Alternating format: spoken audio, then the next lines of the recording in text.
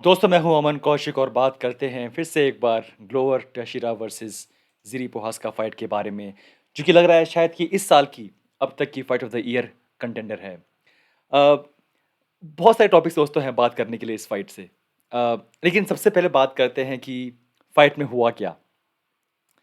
मेरा ऐसा मानना है, जब ये फाइट हो रही थी और जो लोग मुझे फॉलो करते हैं MMA now pod Instagram page पे, और आप नहीं करते तो आपको करना चाहिए।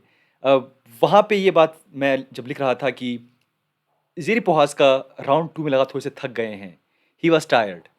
अब आई एम नॉट श्योर कि ये बिकॉज़ ऑफ एक बड़ा मोमेंट था उनके लिए, एक बड़ी फाइट थी इसलिए, या कुछ कुछ जैसे बैड डे, या कुछ गलत हुआ इन ट्रेनिंग कैंप, या बिकॉज़ ग्लोवर का जो प्रेशर था वो उनके लिए बहुत ज़्यादा था।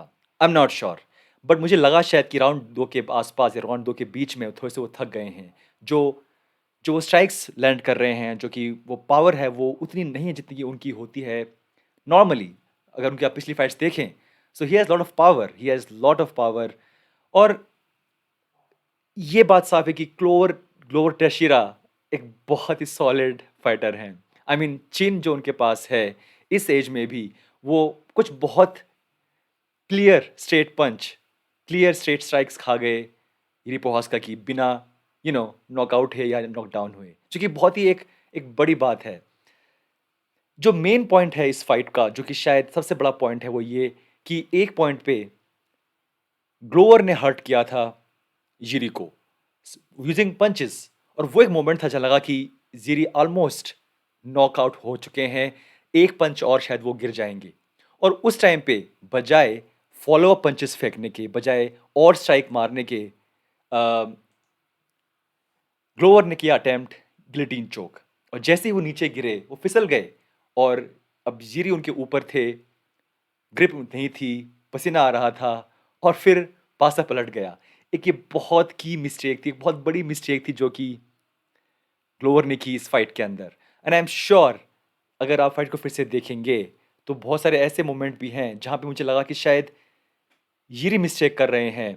जब कुछ बार जब लगा कि शायद हल्क ऑलमोस्ट लाइक शायद अब थक चुके हैं ग्लोवर, बजाय उस मोमेंट को उसका इस्तेमाल करने के और उन पे पंचेस फेंकने के, ज़िरी ने थोड़ा उनको टाइम दिया, पीछे हटे, और वो बजाय नॉर्मल ट्रेडिशनल पंचेस थ्रो करने के, उन्होंने वो वियर्ड नी मारना, फ्लाइंग नी फ्लाइंग नी का जो यूज़ उन्होंने किया इस फाइट में, आई एम श्योर कि उनको शायद ये फेवरेट शॉट है।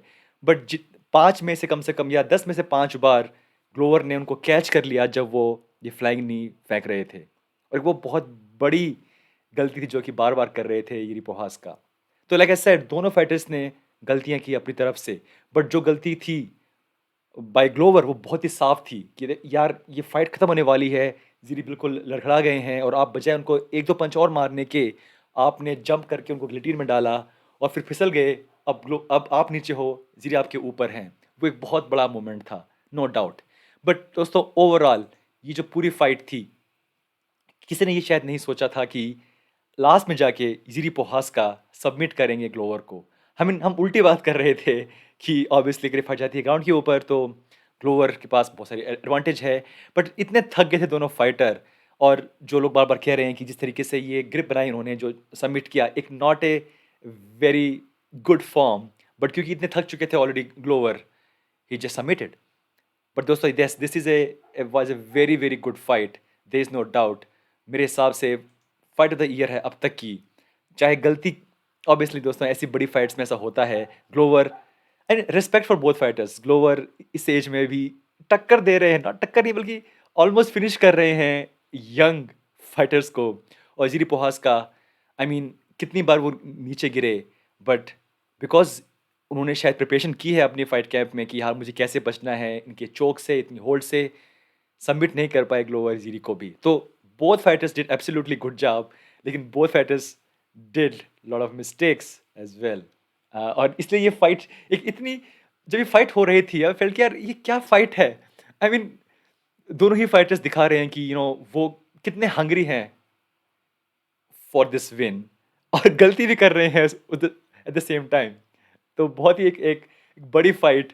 और जितनी हाइप थी इस फाइट के लिए, और जितनी हाइप थी इस पूरे कार्ड के लिए, इन हम दोस्तों बात कर रहे थे इसके बारे में कि बहुत कम हाइप है।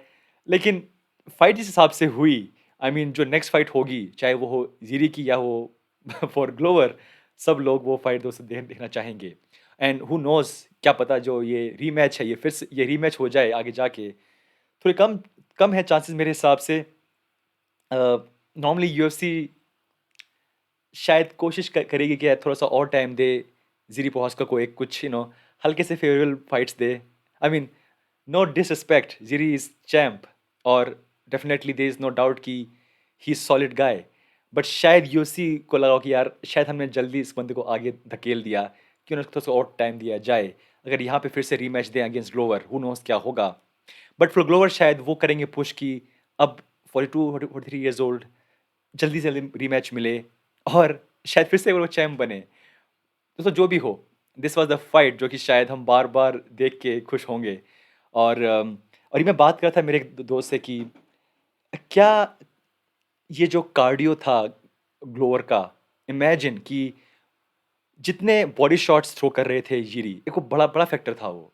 बॉडी शॉट जब भी आपको लगता है, you get tired faster, right? Because your body has to work extra hard, जहाँ पे चोट लगी है वहाँ पे whatever, खून भेजने के लिए या जो भी है फॉर द रिकवरी।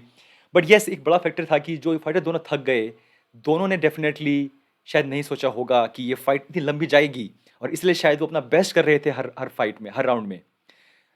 वो जीरी प्रहास का, आई एम जस्ट क्यूरियस कि क्यों वो इतनी जल्दी थक गए? क्या वो एक कार्डियो इशू है? क्या वो एक बड़ा मोमेंट था, वो इशू है? वो क्वेश्चन मेरे माइंड में अभी भी है।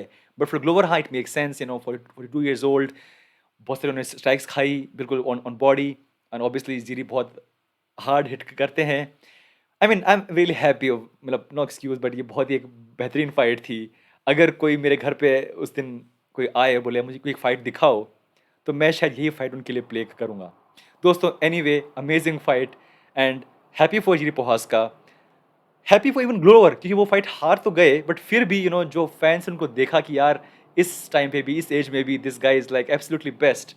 तो दोनों तरीके से दोनों फाइटर्स के पास बहुत कुछ है इस फाइट से सीखने को और टू सेलिब्रेट, बिकॉज दिस वाज अब तक की मेरे हिसाब से फाइट ऑफ द ईयर। दोस्तों एनीवे, ये था हमारा वीडियो, मिलते हैं नेक्स्ट टाइम, टेक केयर।